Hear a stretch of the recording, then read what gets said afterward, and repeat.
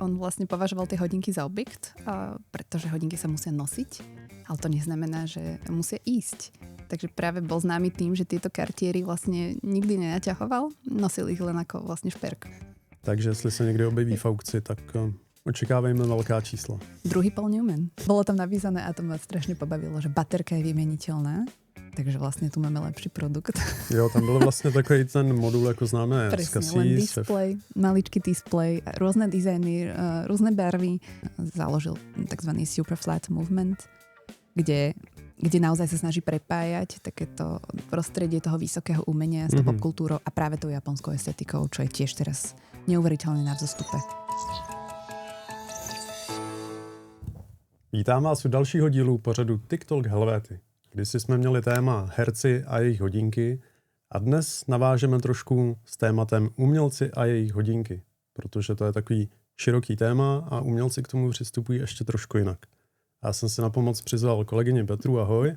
Ahoj. Tak Peťo, proč jsme tady? Umělci a hodinky. Když se zamyslíme nad tím, že herci nosí hodinky, tak jak to můžou mít třeba umělci, který se zajímají hlavně o nějaký výtvarno, estetično.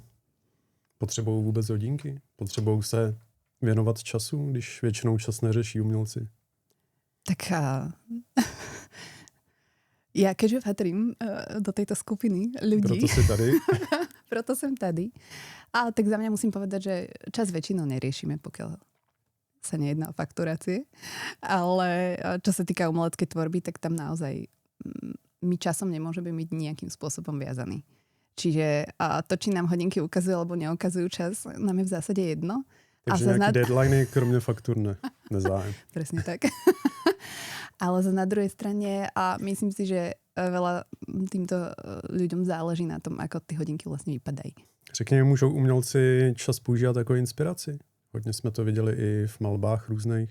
Určite áno. Ono to nie je len v tých súčasných tvorbách, ale najmä vlastne v priebehu histórie, však na kadejakých vlastne olejomalbách už sa nachádzajú elementy a objekty, ktoré symbolizujú nejakú spojitosť s tým časom. Čiže myslím si, že je to v podstate v priebehu histórie, dokonca by som povedala, že možno čas formuje akoby veľkú vlastne umeleckú históriu. Mm-hmm. Ty jsi říkala, že patříš mezi umělce. Jak jsi se dostala k hodinkám ty? A neříkej, že to je díky práci v Helvety. Nie, ja patrím medzi umelce ve smyslu, vyštudovala som design, takže sa medzi tými ľuďmi pohybujem už dlho. A čo sa týka hodiniek, tak práve skrz tieto umelecké diela aj ma to viac a viac začalo zaujímať, no a potom som nakoniec aj v škole dostala šancu jedný z hodiniek akoby navrhnúť, takže moja cesta začala dávno predtým, keď sa takto z časového hľadiska pozrieme, a ako som nastúpila do Helvety, takže teraz to už len vylepšujem. Takže ty už máš svoje navrhnutý hodinky? Áno, nie jedny. Kde diváci môžu kúpiť? Zatiaľ ich ešte nemôžu kúpiť, ale pevne verím, že sa dostanem k tomu, aby som ich aj zrealizovala. No. Tak to se budeme těšit. Kdybys měla vypíchnout jednoho hlavního umělce, kterým začneme, který byl s hodinkama hodně spojený. Kľudne začneme Andym Warholom. To je taká osobnosť. A každý ho pozná, široká verejnosť. Nejedná sa o malého tvorcu a hlavne on formoval obrovskú časť aj spoločenskej vrstvy. Takže kľudne týmto. Čo ty na to? Jdeme do toho. Já vím, že to byla hlavní osobnost tehdejšího popartu v 70. 80. letech. Miloval večírky, kromě toho pak samozřejmě i hodinky. Kdyby si řekla, nějak charakterizovala ten jeho styl, protože ten je hodně důležitý, řekl bych, v umělecké tvorbě. Hodně rozpoznatelný. Hodně grafický. On sa vlastne snažil pretvárať, alebo respektíve jeho hlavným cieľom bolo pretvoriť objekty každodenného používania na nejaké umelecké dielo, čiže tá jeho grafická tvorba je veľmi výrazná. Doteraz sa vlastne používajú tie jeho motívy, Campbellova polievka a podobne. A všetci to poznáme, takže pop art je vlastne grafický štýl.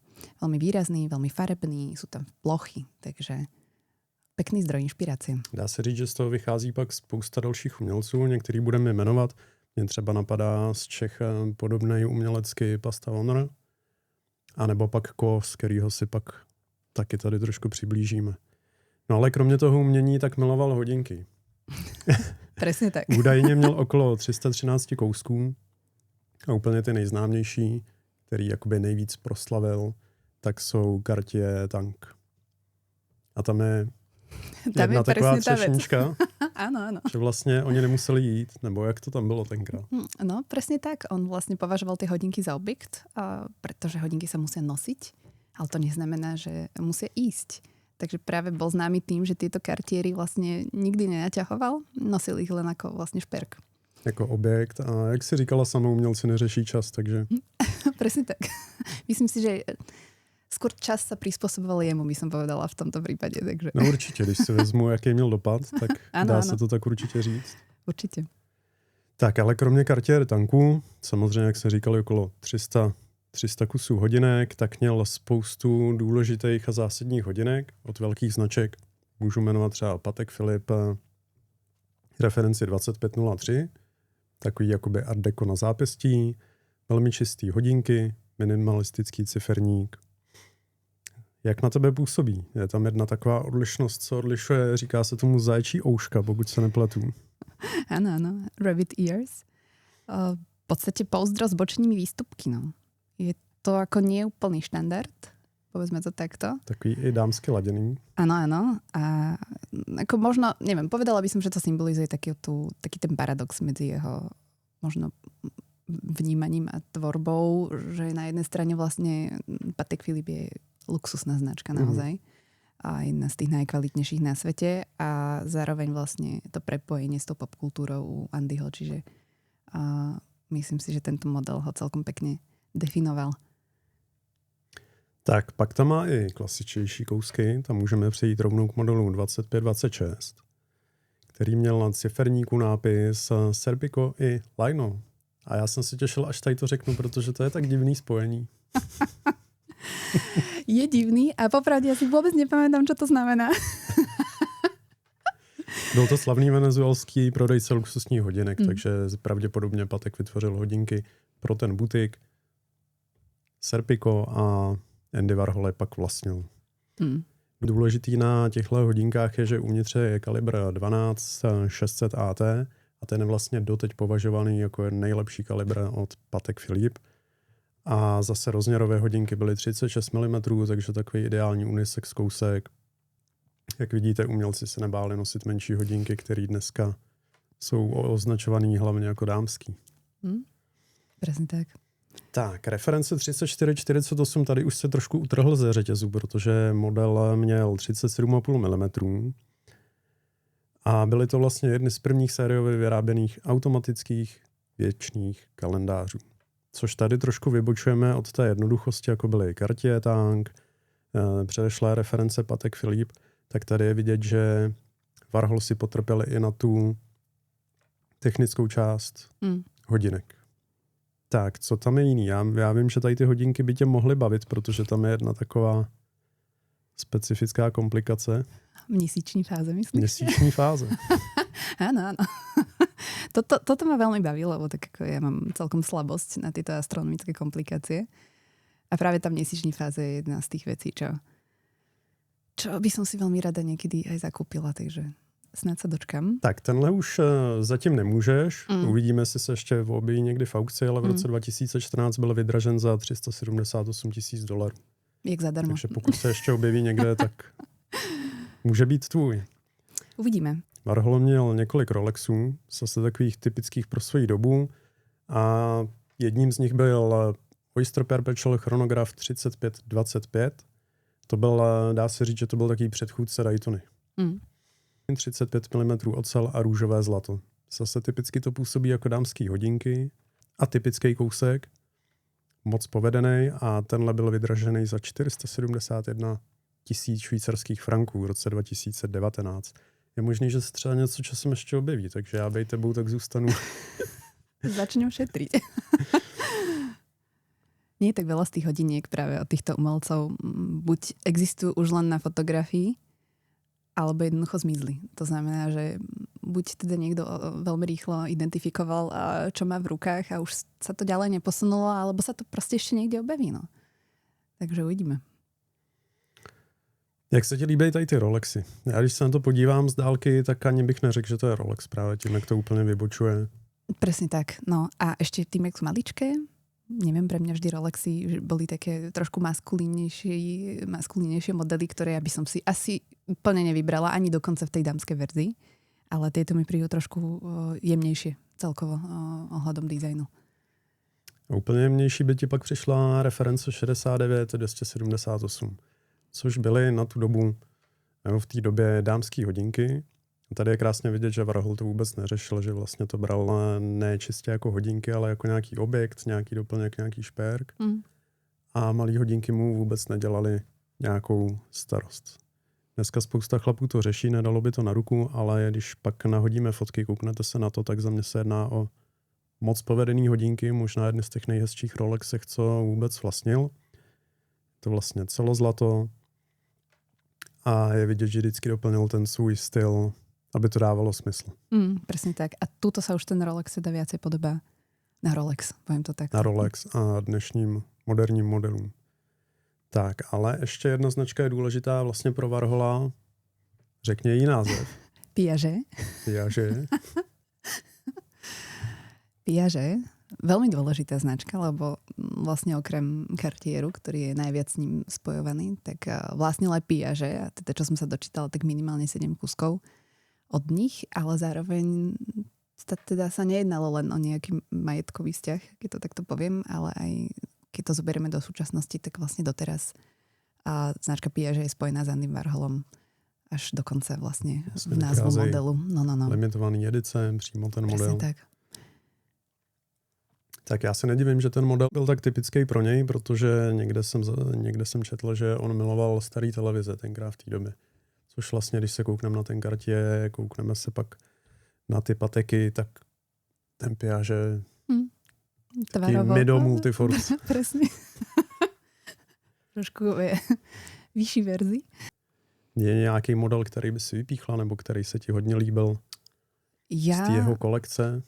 Ja si spomínam na jeden model a to je Black Tie Watch, ktorý vlastne, čo viem, tak v 73. si zakúpil jeden kus od Piaget a potom ich non-stop neustále nosil.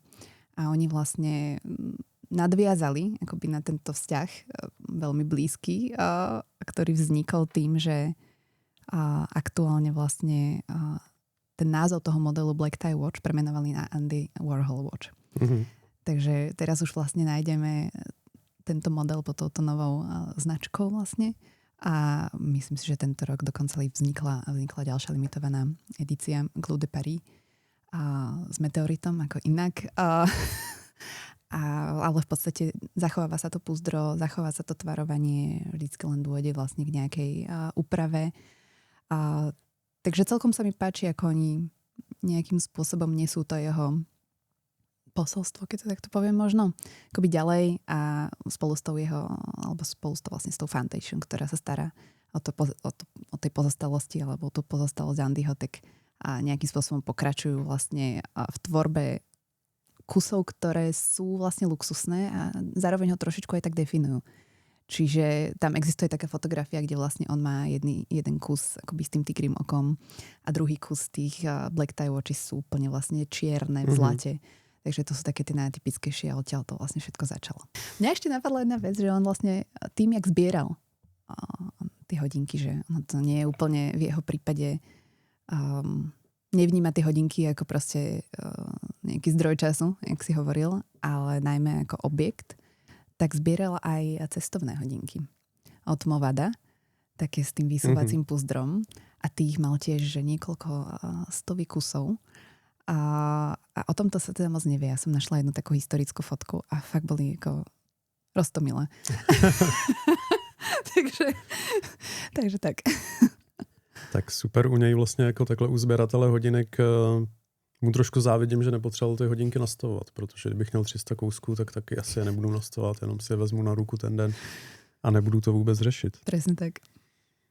Tak, já bych třeba za sebe ještě pak vypíchl Piaget Polo, který vlastně byly tenkrát vytvořený pro hráče koňského pola a jedná se o celozlatý hodinky, vlastně integrovaný tah, zlatý pouzdro a ten tah jakoby přicházel do toho ciferníku, že vlastně to jsou tam vidět ty struktury jakoby toho tahu.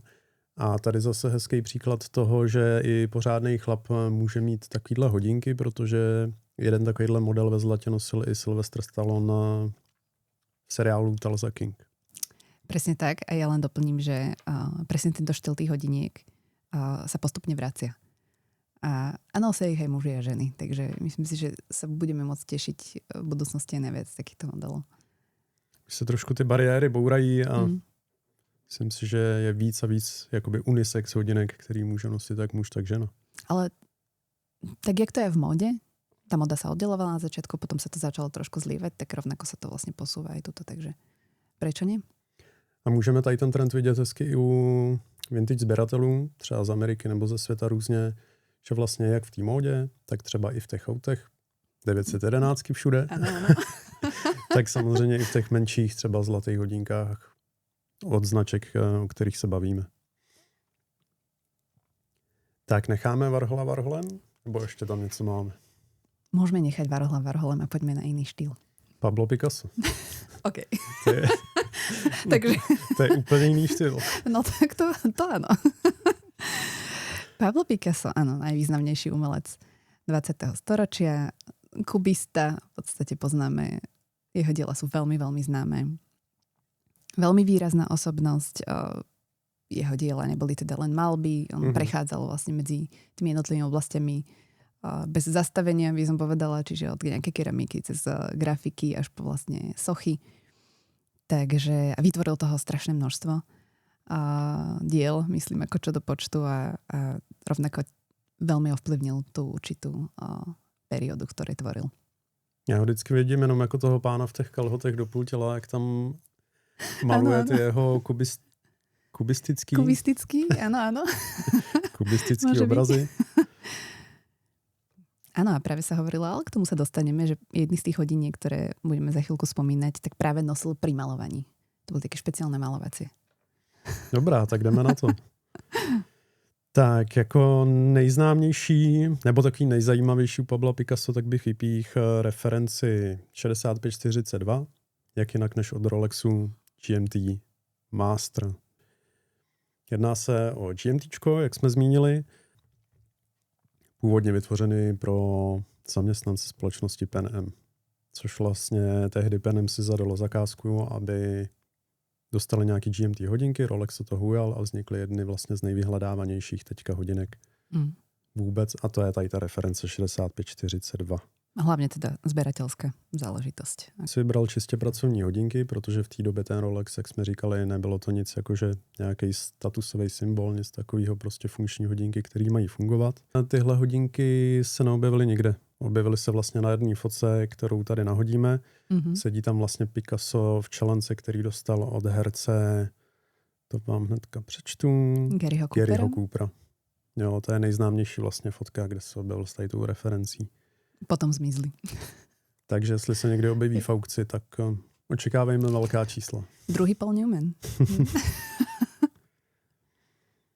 Tak, ale nebylo to všechno jenom o Rolexu a o toolových hodinkách. Picasso byl známý i hodinkama Patek Philippe 2497, což byl zase věčný kalendář, měsíční fáze. Zase můžeme vidět, že dokázal ocenit i pořádný komplikace, vysoké komplikace. A jeho kousek byl vyroben ze žlutého zlata, existovaly i varianty z růžového, bílého a nebo platiny. Takže on byl v tady tom takový skromnější. Tak skromnější určitě, ale závisí od toho, koľko ich mal doma. Co je u Picassa takový zvláštní, že vlastně ty hodinky se nikde neobjevují. Stejně tak tady ten model Patek Philippe. A vlastně sběratelé si říkají, že kdyby to jednou se objevilo v aukcích, že půjde o svatý grál vůbec hodinek celkově, jak si zmínila Newmana, Warhola, tak tady by to šlo ještě výš. Chagall Coultre, Triple Calendar, Moonface. Ano. Opět Moonface. A od JLCčka, takže... Opět vysoká komplikace od naší oblíbené značky. Presne tak. Co na ně říkáš? Opäť technicky náročné, extrémne, čiže toto nebolo o tom, že myslím si, že on vedel oceniť to, čo sa v tých hodinkách ukrýva. Kto vie teda, či ich mal natiahnuté, to už je druhá vec, ale... Tady bych to pochopil spíš než u těch tanků, protože to je, nastavovat tyhle komplikace není úplně sranda. Presne tak, ale je vidno, že on si potrpel na tie technicky náročné modely, takže dáva to zmysel, že si vybral tieto 3 značky akurát. Zase tady ten model je typický takovýma slozičkovýma nožkama, což mi trošku připomíná ty pateky u toho Warhola. A pak tady máme takovou třešničku trošku, protože Picasso měl i přímo své hodinky. Ty jsi říkala, Péťu, že máš svoje taky, nebo že budou, tak Picasso měl taky svoje. 2 kusy dokonce. Oba 2 věnoval svýmu osobnímu řidiči a jednalo se vlastně jméno Pablo Picasso také 12 písmen, který vlastně nahradili indexy hodinový. Presne takže tak. Na těch hodinkách si můžeme přečíst Pablo Picasso. Místo čísel vlastně. A průměr 32 mm. Když se kouknete na fotky Picassa, tak byl docela takový atletický chlapík a stačily mu hodinky 32 mm. Jedny teda byly v oceli, druhé v zlate. Ta ocelová verze to se objevila v aukci Bonhams. A u té zlaté verze tam se zase můžeme bavit o tom, že by to bylo zase zlatý grál. A že sa snáď objavia. A práve tieto sú tie hodinky, ktoré on nosil na maľovanie. Je to možno taká nedoložená informácia, ale za mňa by to celkom aj sedelo. Bylo by to stylový, vlastně co jiného si vzít na to malování. I když netuším teda, jak to bylo s tou odolností oproti třeba modelům, který jsme se bavili, ale zřejmě to fungovalo. Tak tady je hezky vidět vlastně, že Warhol se díval na hodinky jako na módní symbol, kulturní. Picasso, řekl bych, že to používalo opravdu jako pracovní nástroj. Čiže ta funkčnost byla důležitější. Oba 2 měli rádi vlastně i vysoké komplikace, ale oba 2 k tomu nahlíželi trošku jinak. A i čo se týká počtu. Teda. I co se týče počtu, Picasso byl trošku skromnější. Presne tak. Takže zase tam dávalo smysl, že si je natahoval a věděl, kolik je hodin. Tak, co tam máme dále? Takže preskočíme do ďalšieho štýlu, no? Aby sme sa trošku surrealismus presunuli. Môže byť. A Salvador Dalí. Přibliž nám ten obraz trochu víc, protože on je takový hodně zásadní. Má i takovou vtipnou historku. Nevíme, jestli je pravdivá, ale minimálně je vtipná. Tak 30. roky je to vlastne malba, na ktorej je zobrazený roztekajúci sa čas. Paradoxne sa nevolá ten obraz vlastne podľa toho času, volá sa Persistence of Memory. Je to najslavnejší obraz. Každému sa vybaví, keď sa povie meno Salvador Dalí. A on úplne akoby nedefinuje ten čas proste podľa toho, že sú tam hodinky. Jednoducho ten obraz má veľa filozofickej roviny. A jedna z nich je podvedomie, myšlienky, relativita, plynutie času. Čiže môžeme tam nájsť veľa rôznych referencií a veľa rôznych informácií. A teda práve tá pikoška k tomu je, že tá inšpirácia bol vlastne obyčajný roztečený sír camembert, ktorý teda pozoroval pri obede. A ja som zase počula takú druhú pikošku, že aby ako nezaspal pri svojej tvorbe, keď maloval, tak držal v ruke striebornú lyžičku a keď mu vypadla a spravila nejaký zvuk na zemi, tak sa prebudil a pokračoval ďalej. Takže pre ňo asi čas naozaj nebol dôležitý, keď vlastne ani nespal pri svojej tvorbe. Určite ne. Takže zaujímavé. Možno, že aj takýmto spôsobom dochádzalo k tej inšpirácii. Že vznikali tieto vlastne neúplne štandardné prístupy v tej malbe a možno aj ten nedostatok spánku niečo pomohol. Mně zatím nepomáhá v ničem. Myslím si, že by si mal prestať spať úplne. Já se o to snažím. Pořád se o to snažím, pak bych chtěl ještě úplně vyhodit jídlo. Aha, okay. A pak už nějaký ty pateky budou, protože jídlo stojí nejvíc. Presne Spánek tak. stojí čas. A keď budeš 24 hodín denne pracovať, tak v zásade... to teprve budou. No, takže kde vlastne sme sa dostali? Dostali jsme se k tekoucím hodinám, což dneska je venku počasí, že kdybys tam dala nějaký hodiny, tak se taky roztečou. Akorát tak. Nebudeme mít takovou slávu jako Dalí. Presne tak. Ale vlastne tento princíp bol tak veľmi obľúbený, že sa objavuje vlastne na náramkových hodinkách. A teda prvé z nich vznikajú okolo roku 89. 90. roky. To vlastně bylo až o 60 let později a Dalí se toho nedožilo vlastně. Vzniklo to nějakých pár let po jeho smrti. Tak společnost Exacvo vytvořila inspirované hodinky tímto obrazem. Šlo i o spolupráci vlastně pro firmu Demart, která je pak prodávala v muzeích po celém světě a fungovala jako merchandising vlastně Salvadora Dalího. A tieto by som si napríklad kúpila. Vypadají fajn. Jo. Zase trochu to připomíná i Cartier Crash, což zase diváci si můžou podívat na článek, který jsme dávali dohromady. A tam je to hezky rozepsaný, že vlastně Crash je trošku něco jiného, i když designově je dost podobný. A tyhle Exaco se vlastně jmenovaly Softwatch. Jakoby Softwatch, když se mrkneme na ten Camembert, tak by to i dávalo smysl, když se hodinky začnou rozpouštět. Presne tak. Tento dizajn je vlastne patentovaný. V roce 91 zažádali, v roce 93 byl patent udělen. Taká klasika. Časové rozhranie. Je to takový nejznámější případ Dalího inspirovanými hodinkami. Tak máme ještě nějakou pikošku? Áno, máme ešte pikošku. Aj keď teda to nie je úplne možno známy objekt, poviem to takto, lebo nie sú to úplne hodinky v pravom slova zmysle, tak Dalí teda pracoval s časom v tej podobe tých obrazov, ale zároveň vytvoril v podstate jedny veľmi zvláštne hodinky, ktoré sa volajú The Eye of Time. A je to vlastne jeden kus z kolekcie akoby šperkov kostýmerských. Je to vlastne vytvorené skôr do tej takej divadelnej scény. Bolo to na zakázku. Tých šperkov bolo 39 a jeden z nich bolo vlastne oko, ktoré miesto zreničky malo vlastne hodinky. Malo číselník. A v podstate vieme o tom, že aktuálne sú známe iba 4 exempláre tohto celého dizajnu a je ako x doložiteľných fotiek, ale fyzicky sa vlastne objavil jeden, v roku 2014 ho vydražili Sotheby's a za teda viac ako $1 000 000. Takže to opäť celkom slušná suma. Potom sa objavili ďalšie, ale tie už boli teda v horšom stavu, ale ten jeden naozaj stal za to a to si teda tiež hodíme do obrázku, lebo vlastne oni akoby s tým objektami aj reálne hrali v nejakých filmoch, inscenáciách, čiže sa nachádzajú aj na filmovom plátne, takže máme tu krásne prepojenie medzi... Takový hezký pracovní hodinky. Výborné. Ale naozaj ten dizajn bol veľmi zaujímavý a myslím si, že aj on má dokonca portrétnu fotografiu s nimi.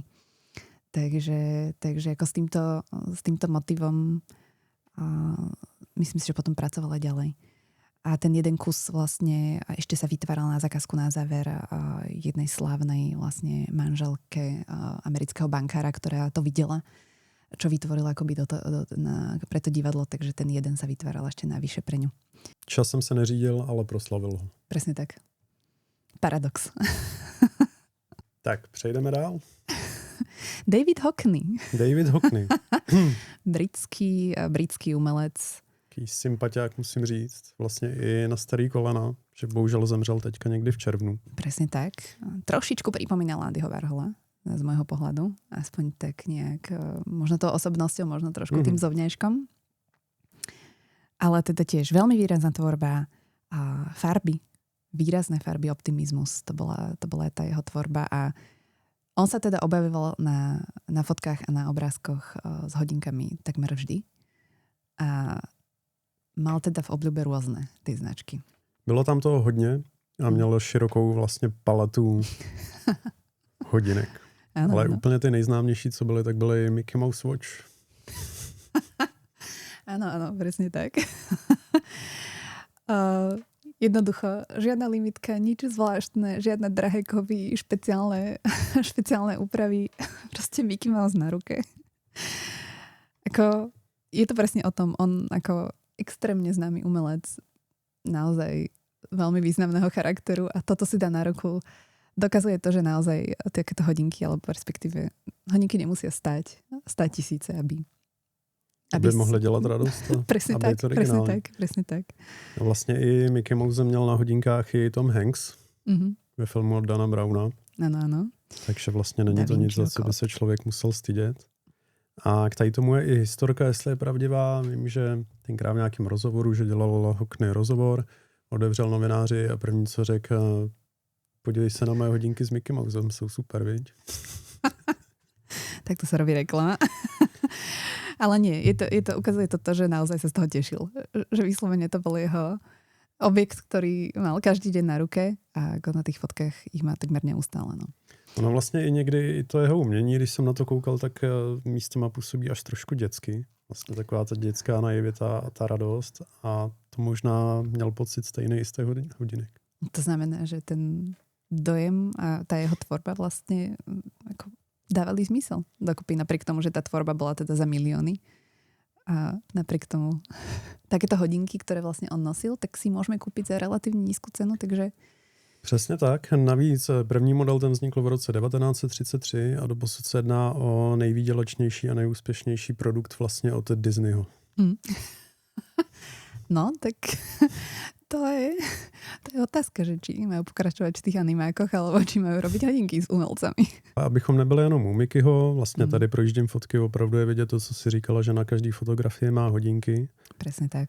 Tak v jeho portfoliu se dali najít pilotky od Laka, Victorinox Swiss Army Officer Watch, který se dají teďka na eBay sehnat okolo $150, ale samozřejmě byly tam i kousky Audemars Piguet, Piaget, anebo Cartier Tank, který vlastně proslavil Andy Warhol. Tam možná i trošku to spojitost s tím Warholem, že si byli trošku podobný, tak minimálně těma hodinkama. Ja si pamätám z jednej fotky, že má svočky na ruke, červené. Svočky tam byly taky. Takže tiež jedný z týchto. Takže ako ten jeho široký záber vlastne od APčka až po svočky je celkom pekný. Vlastně to neřešil, užíval si radost hodinek, což my jsme teďka měli dílo vlastně o drahých hodinkách a tam byly nějaký názory, jako že prcháči nosí hodinky za miliony, ale tady vlastně vidíme, že pokud máte rádi ty hodinky, tak je to úplně jedno. Presne tak. A či už idú alebo nejdú, tak to je tiež jedno. To je úplně jedno teda. To bych se chtěl třeba naučit, aby mi to bylo jedno. Ale keď sa tu vlastne bavíme ešte o akoby takej zábave z tej tvorby, tak ja som tu našla ešte jednu zaujímavosť. Paperwatch. Presne tak. A to som si hovorila, že toto by sa mohlo vrátiť, lebo toto je celkom taká nedohľadateľná záležitosť. Ale to sú vodotesný Paperwatch. Presne tak. Sú to vlastne Paperwatch pre Centre Pompidou, ktoré vlastne navrhol v 2017 ako merch. Vyslovene boli aj tak zabalené ako nejaké nálepky, pohľad alebo cokoliv iného. Presne tak. Ale bolo tam napísané a to ma strašne pobavilo, že baterka je vymeniteľná. Takže vlastně tu máme lepší produkt. Jo, tam byl vlastně takový ten modul, jako známe z Cassis. Len display, maličký display, různé dizajny, různé barvy a teda boli vyrobené zo syntetického papiera, takže jako niečo vydržali. Ale za mňa veľmi vtipný produkt. Asi by som bola ráda, keby sa možno objavil nejaké podobe teraz. Prečo nie? Mě nejvíc dostala ta hláška, že hodinky jsou tearproof a waterproof. Přesně tak. Takže to je za mě úplně nejvíc. Ano, ano. Určitě nahodíme fotky a určitě, kdybyste na ně někdo přišli někde na eBay, tak běžte do toho, protože taková hezká připomínka tohoto výrazného umělce.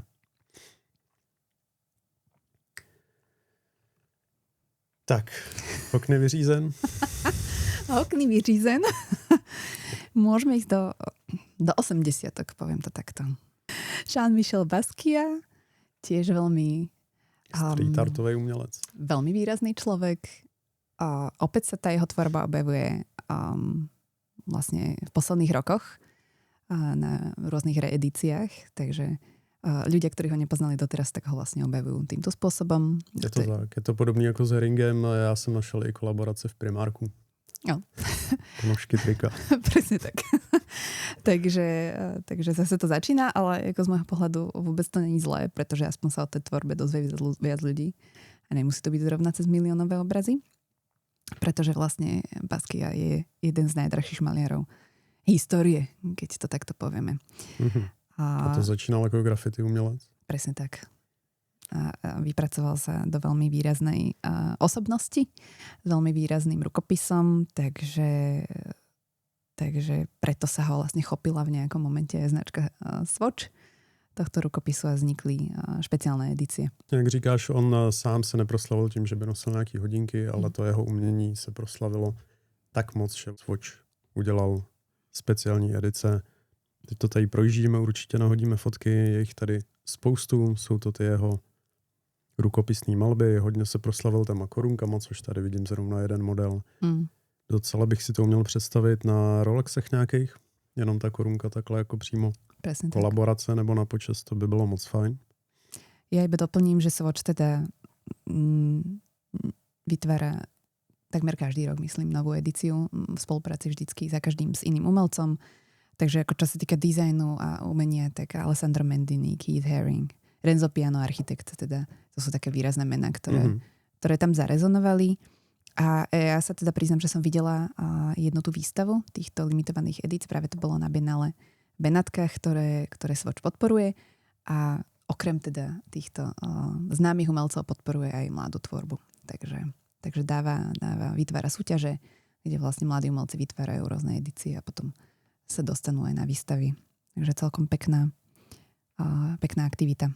Podle mě to i dává smysl, protože ty Swatchky jsou vlastně levné hodinky, plastové hodinky, nestojí tolik peněz a díky tomu se spousta lidí může koupit třeba aniž by znali toho umělce, ale že se jim líbí jenom ten design a takhle už třeba se ten umělec dostane do širšího podvědomí mezi lidi a za mě to funguje takhle hezky. Swatch je s tím hodně typický. Ale pokud by někdo nechtěl přímo plastové Swatchky, tak našel jsem ještě jednu značku, která dělala jeho hodinky a to byla značka Daem. Už máme klasický ocelový pouzdra, s jeho tvorbou zase na číselníku působí to už víc jako klasické hodinky, na který jsme my, fanoušci, zvyklí. Tak můžeme jít asi na dalšího barevného umělce. Hodně barevného umělce je Takashi Murakami. Senpai Murakami. Najslavnejší japonský výtvarník, veľmi známy svojimi smiling flowers, čiže usmívající sa mi květinami, extrémně výrazné farby. On i ten pán je extrémně výrazný. Taký veselý, chodí barevně. Tak. A vlastne je známy takými tými spoluprácami s tými popovými a popkultúrnymi značkami, modnými domami, Louis Vuitton. Veľmi známa spolupráca. Ale vlastne on je akoby oslavovaný a oceňovaný najmä tým, že založil tzv. Superflat movement, kde naozaj sa snaží prepájať takéto prostredie toho vysokého umenia s tou popkultúrou a práve tou japonskou estetikou, čo je tiež teraz neuveriteľne na vzostupe. A ten trend je extrémně výrazný. Je to už dlouho a musím říct, že vlastně na co šáhne Murakami, to je hnedka prodaný. Já vím, že jsem kdysi skáněl nějaký polštářky s těma kytkama. Nedá se. Byl tam nějaký limitovaný drop a opravdu bez šance a ty reselové ceny, to ne. To už človek má nejaký limit. No. Možno, že sa to zmení v budúcnosti, možno, že sa k niečomu dostaneme. Ja si myslím, že treba za tým možno cestovať naozaj do tej Ázie a tam to vyhľadávať, lebo sem sa toho dostane málo. A ak sa niečo dostane, tak je to nedostupné. Ty hodinky, které udělal se značkou Iblo, tak jsou taky specifický a není jednoduchý se k němu dostat. Vlastně hodinky vyšly s NFTčkama. NFTček bylo vlastně 324 a vy jste museli vlastnit minimálně jedno z nich, buď černý nebo to duhový podle té edice hodinek, abyste si pak za 50 000 franků mohli koupit ty hodinky, které se jmenovaly Classic Fusion, Takashi Murakami, Black Ceramic, Rainbow. Tak, řekni nám něco k těm hodinkám. Jak se ti líbej, nelíbej? Já tam pak mám ještě jeden model, který si myslím, že je pro tebe jak dělaný.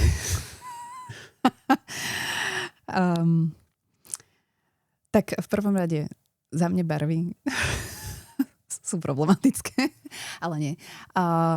Je to strašne typické pre neho, ako on používa vlastne tie farby, ale ako sa hovorí u nás, možno v našom odvetví, že z môjho pohľadu sú tak neštandardné, až sú pekné.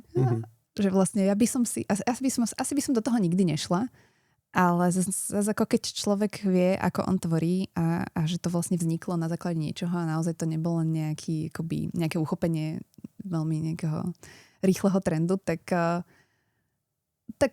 už to stojí za to zváženie, ale za mňa moc barev. No ono totiž, ty hodinky jsou z černé keramiky a mají vlastně téměř ty kytičky barevný. Ale pak vyšla ještě edice, kde vlastně ty kameny byly celý černý a ta třeba za mě je daleko lepší, víc bych si ji vybral. Nejsou to přehledné hodinky, ale popravdě koho zajímá čas tady, kortu těch umělců, jak už jsme si řekli. Presne tak. Ale jinak si myslím, že tenhle pán, když se třeba někde škrábne, tak z něj teče místo krve duha. Je to možné, ale popravde ja som ešte videla jednu edíciu a to bola s transparentným púzdrom. A tá kytička bola vtedy barevná a to mi prišlo ako vlastne možno najzabavnejší variant z tohto. A verím tomu, že aj umelec, ktorý by chodil v čiernom, tak toto ako naozaj zaujme. Pestík, jestli se to tak dá říct, tak je turbion s ručkama a vlastně indexy, ty okvětní lístky jsou vlastně hodinový indexy jakoby. Je to taký moc hezký, typický, řekl bych, dámský hodinky, i když zase proč ne. Ako toto je naozaj za mňa unikát, lebo ja teda neobľúbujem moc kamienky, ale to všetci vieme. Ale pri tomto by som si možno dala povedať. Jediná vec je, že je ich iba 20, takže predpokladám, že k tomu zase už vlastne vôbec nedostaneme. Tady vlastně ani jsem nedohledal cenu a když jsem viděl, že je 20 kusů, tak jsem potom ani nepátral. Presne tak. Jinak tyhle modely vlastně ukazují hezky umění Iblo, který jsou trošku takový přehlížený, ale ta jejich práce s materiálama, jakože safírový pouzdra, kamínky, všechno tady to dohromady, turbion, jako to značka umí. Ať si každý myslí, co chce, někomu se líbí, někomu ne, já třeba osobně bych to taky třeba nenosil. Ponosil, ale nenosil. Ale určite respekt aj tí švýcarský manufaktuře. Ako myslím si, že by sa asi oplatilo. Ja som teda videla nejakú cenu okolo 300 000. Otázka, čo je na tom pravdy. Ale myslím si, že naživo by vyzerali oveľa lepšie. Že akoby tie fotografie im možno nerobia službu. To je druhá službu. věc. Když sami to víme, ty fotíš hodinky a ty produktovky, kolikrát by si to člověk nekoupil. Když to pak vidíš v reálu, tak je to úplně něco jiného. A tady věřím, že minimálne tí černý keramický, že to bude pecka. Práve preto som sa nevedela úplne k tomu možno vyjadriť, lebo hľadala som fotky, hľadala som nejaké zábery a tým, že je toho strašne málo tých modelov, tak vlastne tie reálne, autentické fotky takmer nie sú. Takže máme len akoby produktovky a tam myslím si, že na život to musí stať za to. Štefan Margita. S Haničkou písničkou. Ano, ideme na to. Když jsem to psal, tak mi to fakt přepsalo na Margita. Když jsem si to dával do Google, tak mi to našlo takový titulky, jako že no, Hanka mě naučila znova milovat a tady to. A já chtěl René Magritu. René Magritte, surrealista, čiže rovnako ako Salvador Dalí. Len ako nie úplne podobná tvorba. On taky neměl knír sám. Ale zobrazoval ho. takže opäť vlastne jeho meno sa vôbec nespája s hodinkami, teda spája sa skôr akoby s takým vnímaním sveta, s tou ilúziou. Tá jeho ilúzivná malba je veľmi známa. A všelijakí pánovia s knírkem práve v čiernom. A veľmi akoby symetrické, statické kompozície. Ale zase prinášali akoby nejakú formu kľudu tomu pozorovateľovi, čiže veľmi zaujímavý tvorca a tak ako vlastne Salvador Dalí ten čas vnímal ako vlastne ho rozpoušťal. No, rozpoušťal presne a tak. Magritte ho spochybňoval. No.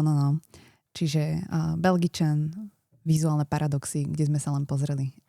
Či objekty, či malby. Takže a opäť je to jeden z výrazných umelcov, ktorý sa práve dostáva do povedomia mladých ľudí skrz akoby interpretáciu tých vlastne motivov. Tady zase se bavíme o Swatchi, který interpretoval několik jeho maleb. I to nejznámější vlastně, kde se nachází dýmka v překladu z rada obrazů a ten obraz říká, toto není dýmka. Presne tak. Já když jsem to viděl, tak se mi hned vybavili nějaký kousky Off-White, Virgil Abloh, že vlastně tam psali this is bag, plastic bag, t-shirt. Tak Magritte zase říkal, toto není dýmka. Áno. Což mě tak napadlo, kdyby třeba nakreslil Rolex, tak by potom mohl napsat, toto nejsou hodinky a nechat vlastně na interpretaci na každém. Presne tak, pretože tvrdil, že vlastne obraz nie je skutočnosť. Obraz iba to zobrazuje nejakú interpretáciu skutočnosti a to už ako ju my vidíme, to už je druhá vec. Ja som teda našla, že okrem Swatchu, tak práve belgická značka Komono prevzala tie jeho motívy a vytvorila vlastne sériu takých úplne jednoduchý dizajn, zobrazuje práve tie knírky, všetky tie jabka, všetky tie jeho motívy. A nie len teda na číselníku, ale prechádza to vlastne aj na ten remienok. Takže veľmi pekná spolupráca, veľmi pekná kolekcia. Komono to sú tí, co dělají ty braille? Áno, aj. A belgická značka, čiže majú niečo spoločné. Zobrali si svojho umelca. Tak, jaký ty Swatchky by třeba u tebe vedly? Teďka tady mám zrovna 2 modely, jeden s dýmkou a druhý je pán, který má místo obličeje zelený jabko. Ja by som išla do tých s jabkem. Do tých s jabkem, sú taký barevnejší. Áno. A tým, že ja mám rada ten obraz, takže určite tie. Tak jo, tak to byl Magritte. A teraz ideme presne. Teď se budou dít velké věci. Teď sa budú dít veľké veci. Máme tu pokračovateľa. Pop artu. Andyho Warhola, presne tak. Street artu. Presne tak. Brian Donnelly, alebo teda Cavs, graffiti umelec, vlastne americký tvorca.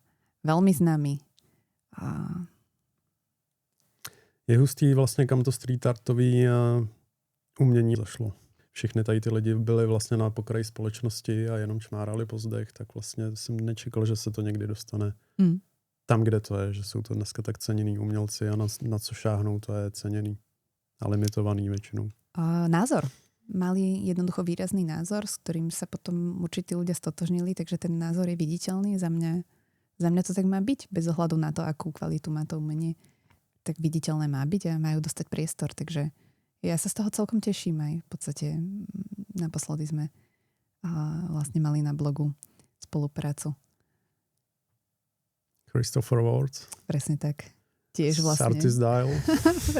presne tak. Hodne barevná záležitosť. Hodne moc pekný. custom. V podstate. Takže za mňa práve takéto spolupráce dávajú zmysel a možno, že hodinky sú práve ten objekt, ktorý si tá spoločnosť nejakým spôsobom kúpi, ponechá a tak ďalej. Nie všetci máme priestor úplne na zakupovanie veľkého množstva grafík a obrazov, takže prečo nepreniesť časť vlastně takéhoto štýlu a rukopisu aj na niečo takéto. Vlastně je to hezký, jak to říkáš, protože ne všichni mají třeba ty prostředky nebo to místo hromadit obrazy a takhle spojíš dvě věci, co máš ráda vlastně do jedné. U Kosa se dá mluvit, že vytvořil vlastní svět z takového společníka, figurka, která je hodně ceněná. I ty figurky stojí spoustu peněz. Já doma vlastně jenom jednu, ale mám to hodně rád. Líbí se mi to, můžeme znát třeba se spoluprací s North Face, Presne tak. kde jsou jeho křížky. A ty se objevily i na modelu Audemars Piguet, Royal Oak Concept Tourbillon. Za mě asi nejhezčí APčka. Teďka naštu spoustu lidí, ale potvrdil jsem si to minulý rok, když jsem je viděl naživo vlastně v Ženevě, když jsme byli. Odpustil bych jim těch 17 mm na výšku. To áno. Protože bych chtěl, aby to každý viděl. Kdybych měl ochranku vedle sebe. Veľmi výrazný model, veľmi zaujímavý. Nie som si úplne istá, či ženy nájdu pochopenie v tomto modeli, ale na tebe si ho viem predstaviť.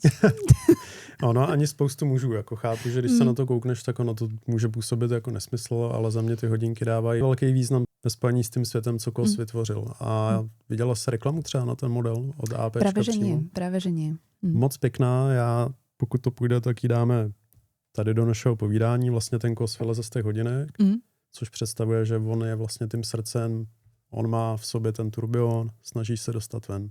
A v té reklamě vyleze, jde tam za tím starším vlastně společníkem a sedí tam vlastně na manufaktuře Audemars Piguet. Já nemám, co bych tam hodinkám vytknul, jenom to, že prostě nemůžu mít. Jedná se o keramický kousek 43 mm, 17,4 výška, 100 metrová vodotěsnost, všechno do detailů. Vychytaný a místo šroubů na lunetě jsou tam vlastně ty X-ka, jo, co se používají místo očí často. Presne tak. A Kos ještě udělal vlastně u příležitosti k festivalu Kos Holiday, tak udělal figurky, 100kusovou limitku vlastně z ořechové sochy, kde ten companion sedí na manufaktuře AP. 45 cm vysoká soška. Což zase se spojuje, že on je známý těma soškama, tak se mi líbí, že to použili i tady, že to nezůstalo jenom u těch hodinek. A taky se mi líbí, že není na ciferníku jenom napsáno spolupráce Kos, ale že opravdu to dalo smysl. Je tam ten motiv. A to je presne to, čo sa prenáša. Ten jeho názor, ten jeho vlastný vnútorný svet, ktorý si on vytvoril úprimne a bez možno nejakého cieľa na začiatku. V podstate sa vypracovala, teraz má príležitosť ho trošku pozdieľať aj s ostatnými.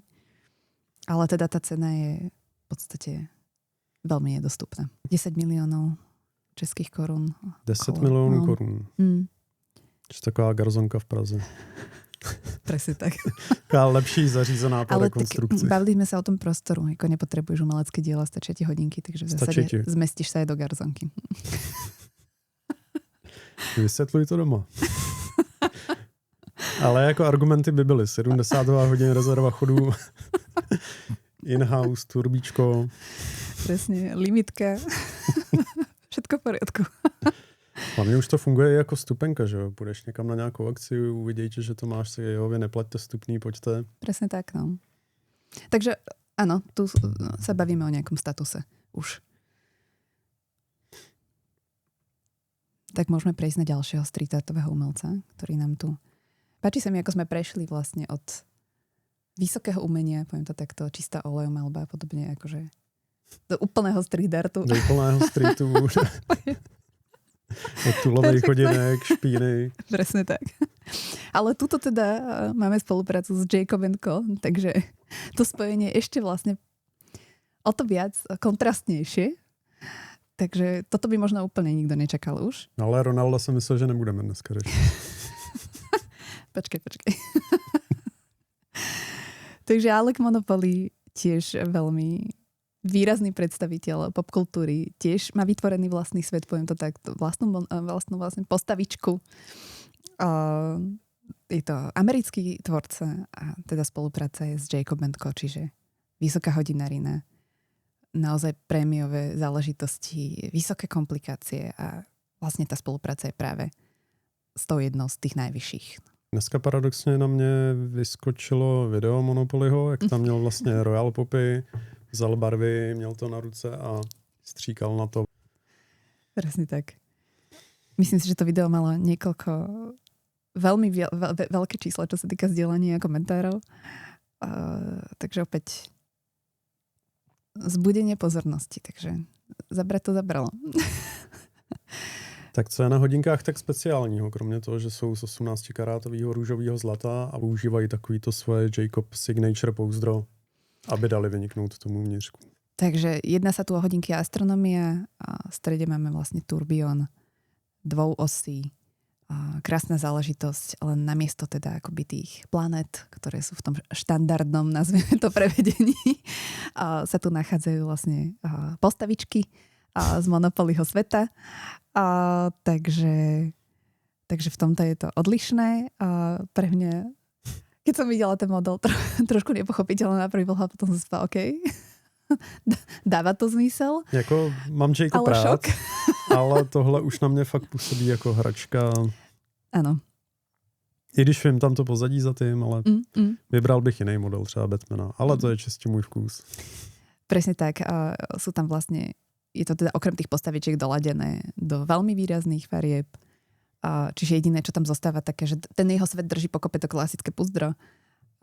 Ale v podstate máme tu výrazné zelené ručky, čo je typická. To je vlastne taký jeho poznávací znamení. Presne limetka. Tak. Presne tak. A vlastne ostatné farby rúžové, červené. No pochopíš, že tam starý pán se zmrzlinou má vlastně růžovou zmrzlinu v podobě dolarů, růžovýho motýlka a růžovou přesku přes klobouk.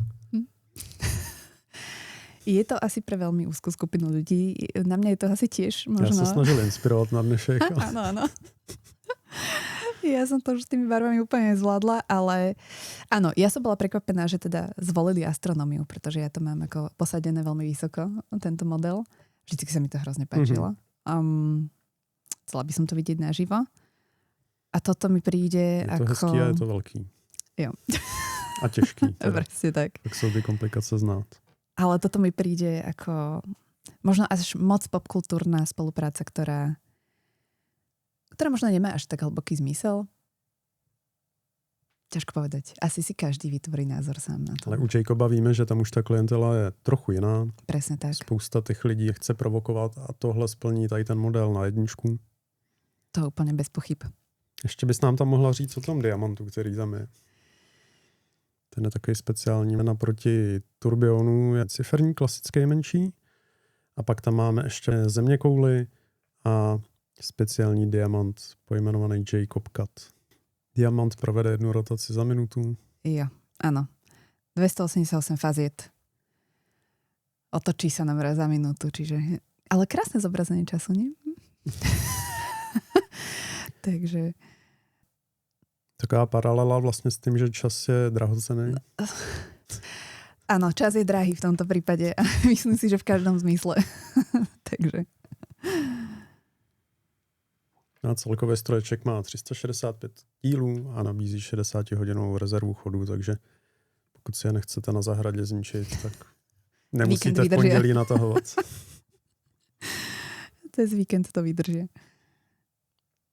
A teďka vidím v komentářích, jenom 60. Moje Hamiltony mají 80 a stály 15 000 korun. Stojí to za ty peníze? Nic to nevydrží. Je to teda limitka 9 kusů a $600,000. Taková ještě fair price. Jako za ten Jacob Cut.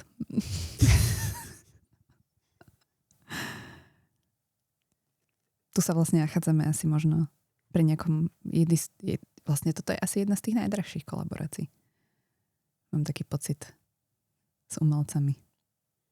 Pak se můžeme přesunout na něco, co tebe jako umělkyni musí naprosto fascinovat. Já, když jsem viděl ty hodiny, tak jako jsem nenacházel slov. A bavíme se o spojení Iblo a Daniel Argem. Presne tak. Je to opäť americký tvorca. A teda ja musím povedať, že ho sledujem veľmi dlho ešte od čias, kedy s tou tvorbou, povedzme, že začínal a viacej sa teda objavovali na jeho Instagrame práve skice tých možno diel, čo chce spraviť a potom nejaké menšie sošky a vlastne už tam trošičku bolo vidno ten rukopis, tá dekompozícia objektová, tvarová, až teda začali vlastne tie jeho veľké spolupráce s veľkými modnými brandami a potom už sa to pomerne rýchlo rozbehlo a teraz je to človek, ktorý vlastne zasiahol možno nie len takú tú popkultúru a taký ten svet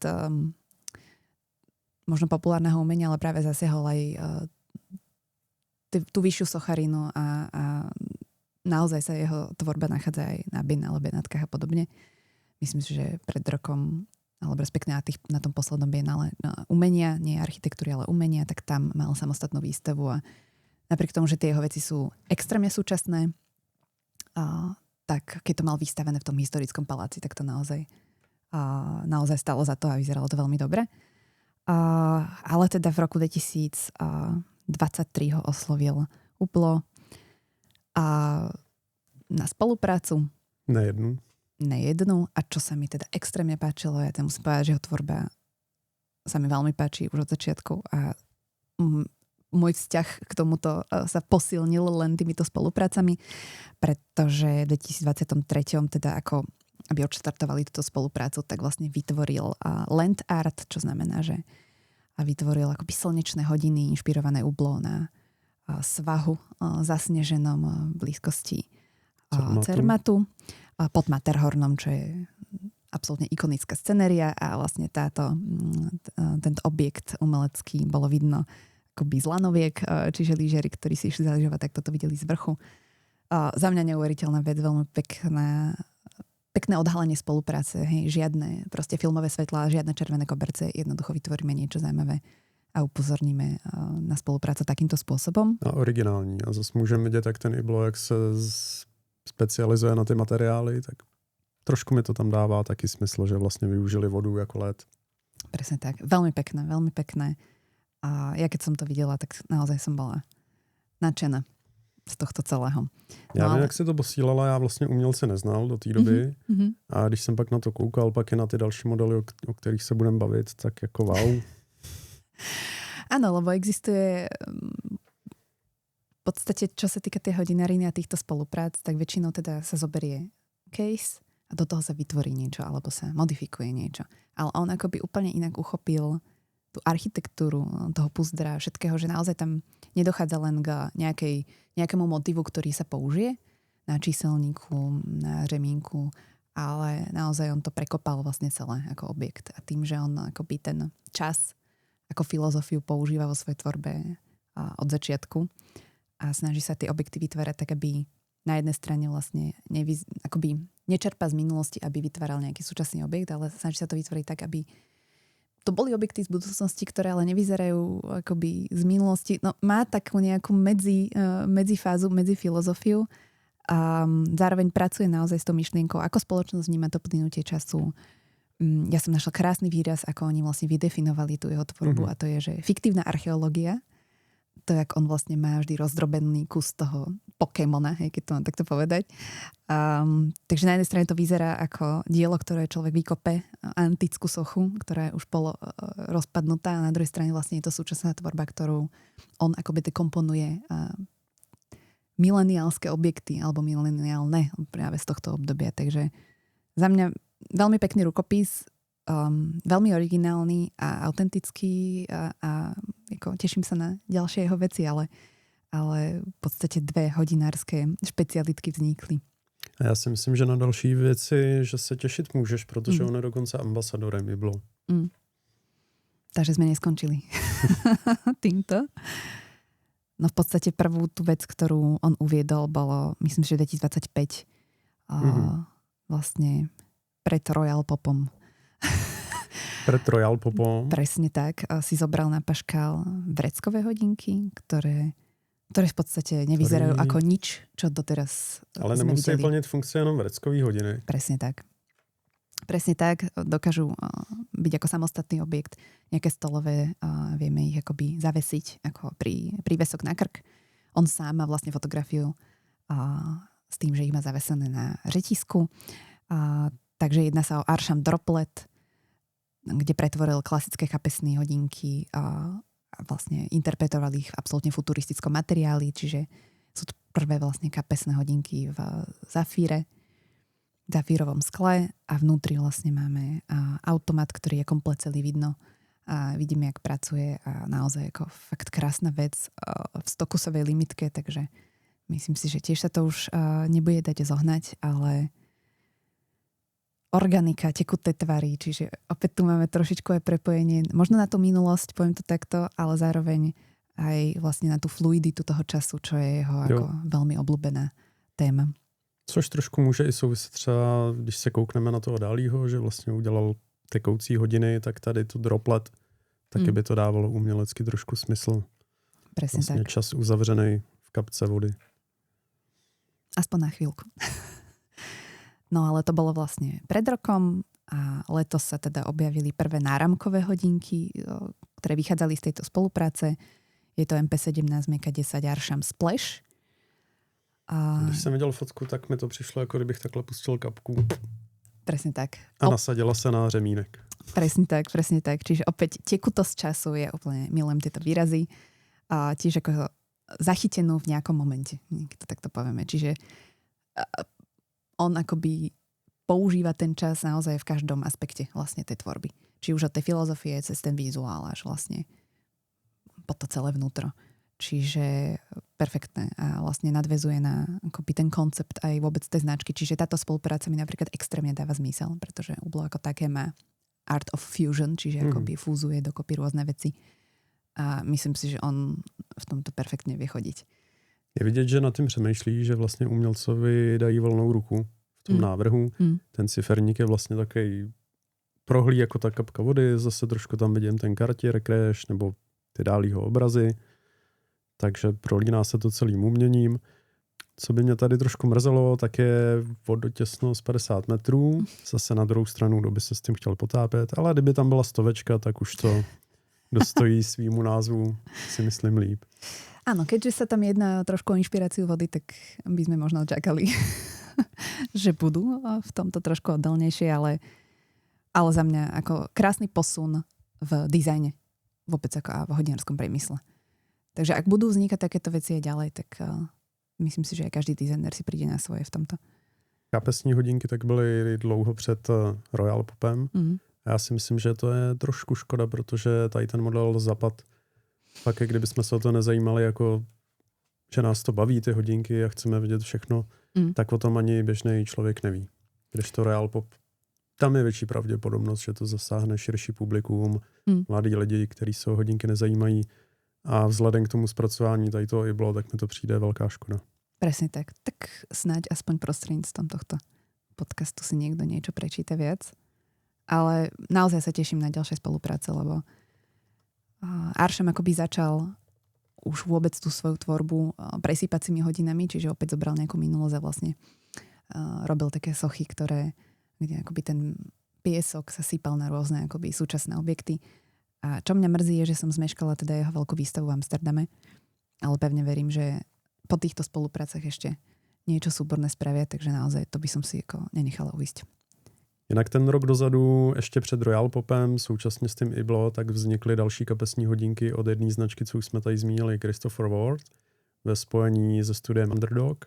A vyšla limitka, kde ty kapesní hodinky taky jakoby připomínají takovou kapku vody. Je to takový víc klasický design, ale je vidět, že v tom hodinářství ty kapesní hodinky ještě před Royal Popem se snažili o slovo, akorát ne každý se to povedlo tak jako Royal Popu. Uvidíme.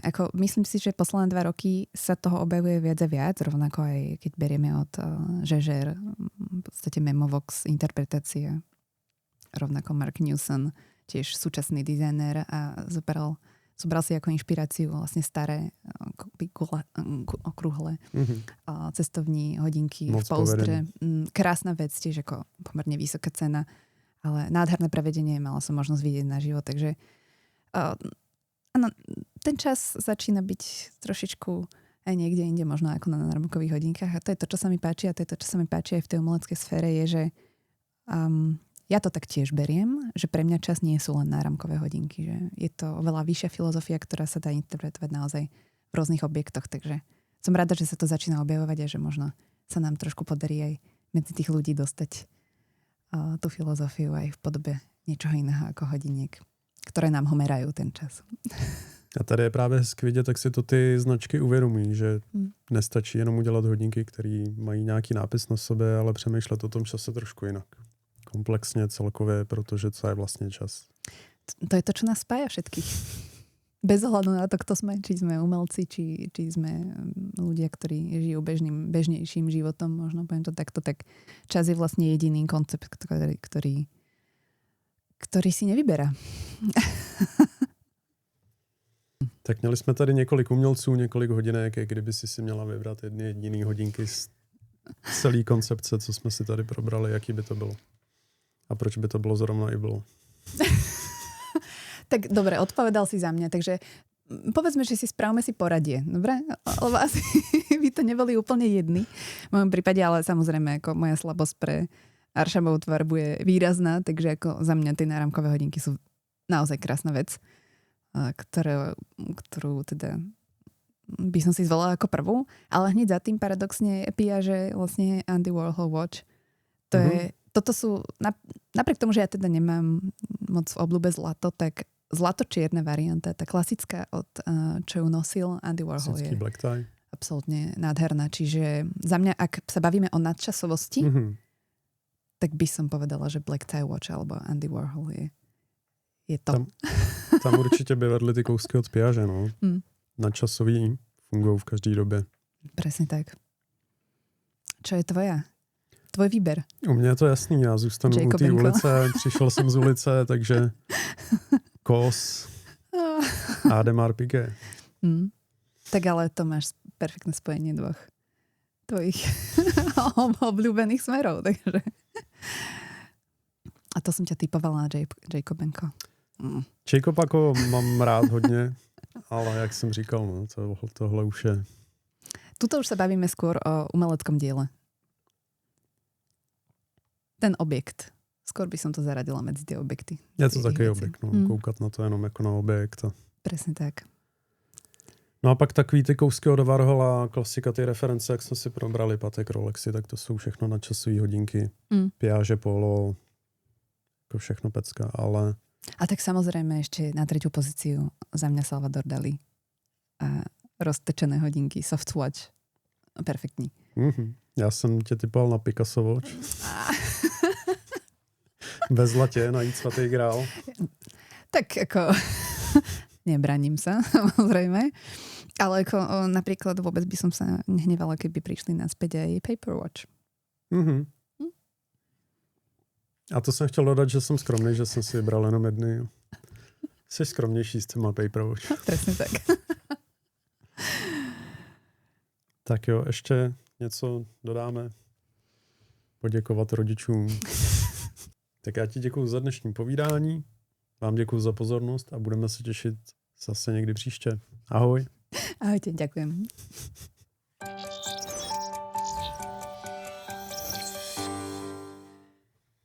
Byli jsme dobrý. Oh.